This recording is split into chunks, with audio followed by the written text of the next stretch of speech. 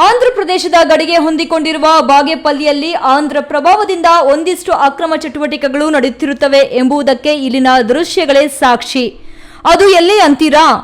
ಬಾಗೇಪಲ್ಲಿ ತಾಲೂಕಿನ ಹೊರವಲಯದ ಇತಿಹಾಸ ಪ್ರಸಿದ್ಧ ಗಡಿದಂ ದೇವಾಲಯದ ಜಾತ್ರಾ ಮಹೋತ್ಸವದಲ್ಲಿ ಆಂಧ್ರ ಪ್ರದೇಶದಿಂದ ಬಂದಿರುವ ಕೆಲ ವ್ಯಕ್ತಿಗಳು ತಾತ್ಕಾಲಿಕ ಶೆಡ್ಡುಗಳನ್ನು ಹಾಕಿಕೊಂಡು ರಾಜಾರೋಷವಾಗಿ ಮನಿ ಗ್ಯಾಂಬ್ಲಿಂಗ್ ನಡೆಸುತ್ತಿದ್ದಾರೆ.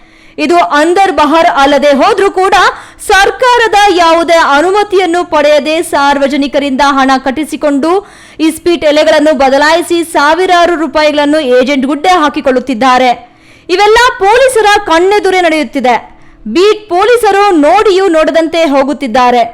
ಅಮಾಯಕರು ಮತ್ತಷ್ಟು ಹಣ ಕಳೆದುಕೊಳ್ಳುವ ಮುನ್ನವೇ ಇದಕ್ಕೆ ಕಡಿವಾಣ ಹಾಕ್ತಾರಾ ಎಂಬುದನ್ನು ಕಾದು ನೋಡಬೇಕಿದೆ. ಅಥವಾ ಇದಕ್ಕೆ ಕುಮ್ಮಕ್ಕು ನೀಡಿರುವ ಪೊಲೀಸರ ವಿರುದ್ಧ ಹಿರಿಯ ಅಧಿಕಾರಿಗಳು ಯಾವ ರೀತಿ ಕ್ರಮ ಜರುಗಿಸುತ್ತಾರೆ ಎಂಬುದು ಯಕ್ಷ ಪ್ರಶ್ನೆ. ಈ ನ್ಯೂಸ್ ಬ್ಯೂರೋ, ಚಿಕ್ಕಬಳ್ಳಾಪುರ.